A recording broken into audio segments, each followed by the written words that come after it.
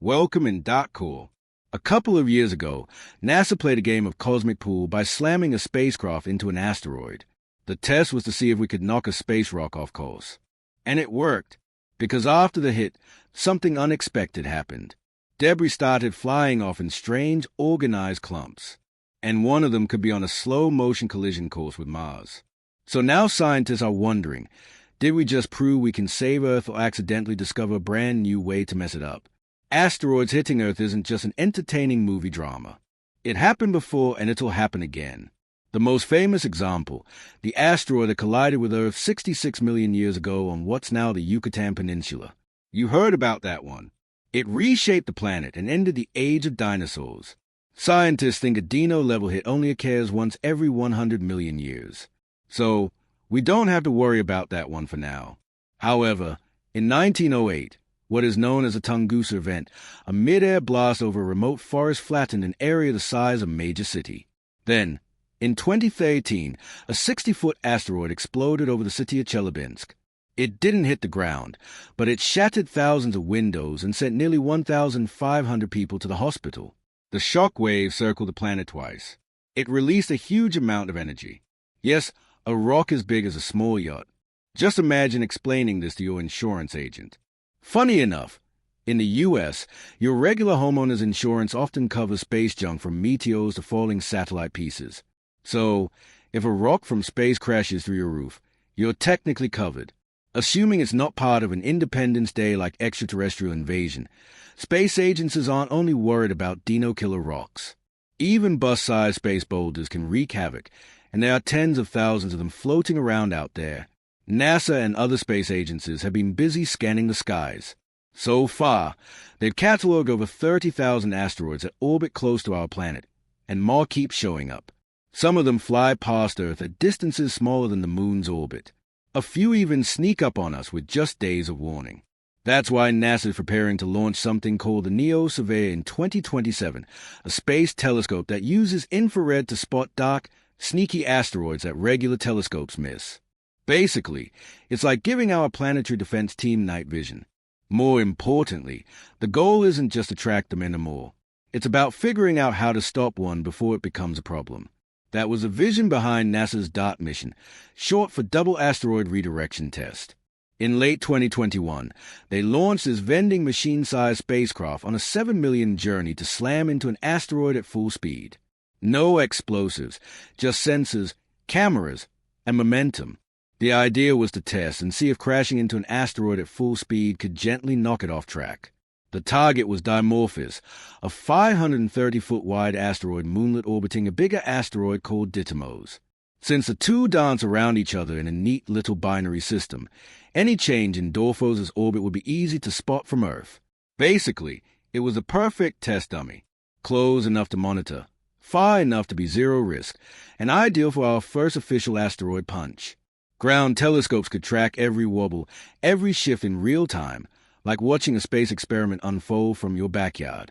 After about 10 months of space travel, DART finally reached its target. The punch landed squarely on the moonlet's chin, a direct hit. Before the crash, Dimorphos orbited Dimorphos once every 11 hours and 55 minutes.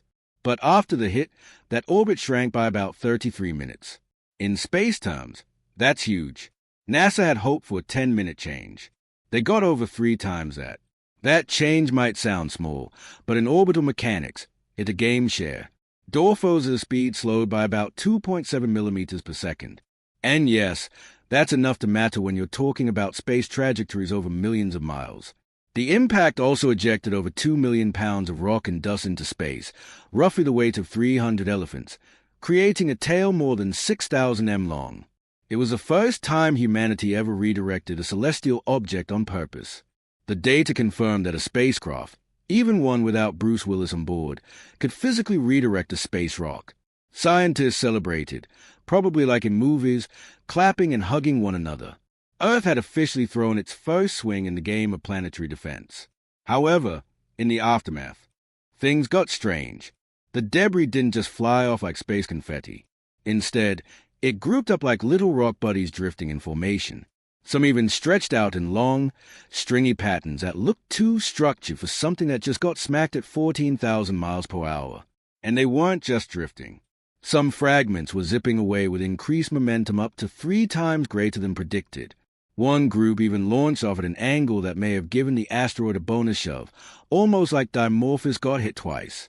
What was supposed to be a clean, controlled bump turned into something messier. And now scientists are realizing that hunting space rocks might come with surprise side effects. If this had been a real threat, we might have dodged one problem only to create a dozen new ones flying right back at us. And suddenly researchers are left with new questions.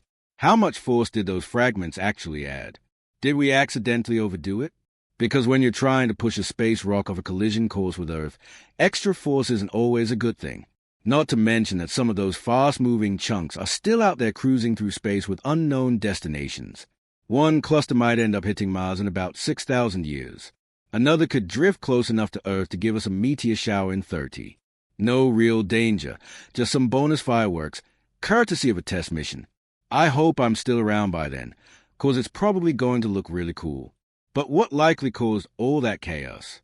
Well, part of it comes down to the asteroid itself. Dimorphos isn't one solid chunk of rock. It's what scientists call a rubble pile. Basically, it's a loose clump of rocks, gravel, and dust, all barely held together by gravity. More like a sand castle than a bowling ball. Instead of soaking up the hit, it crumbled like a cookie. Rocks and dust flew everywhere. The material shifted, collapsed, and shattered in unpredictable directions. That made the push more effective than expected, but not in a good way. Because how an asteroid reacts depends on what it's really made of. And usually we don't know until it's almost too late. That's why the European Space Agency is sending a follow-up mission called Hero. It's headed to Dimorphos to study the aftermath up close. Its job, measure the crater, map the shape, figure out how much mass flew off, how much stuck around, and whether Dimorphos is now spinning funny. The objective is to learn from all this. DART showed we could move an asteroid. Horror will help us understand what really happened and how to do it better next time. Because when the threat is real, there won't be time for trial and error. The more we know about what happens after we punch a rock, the smarter we will be next time we need to do it.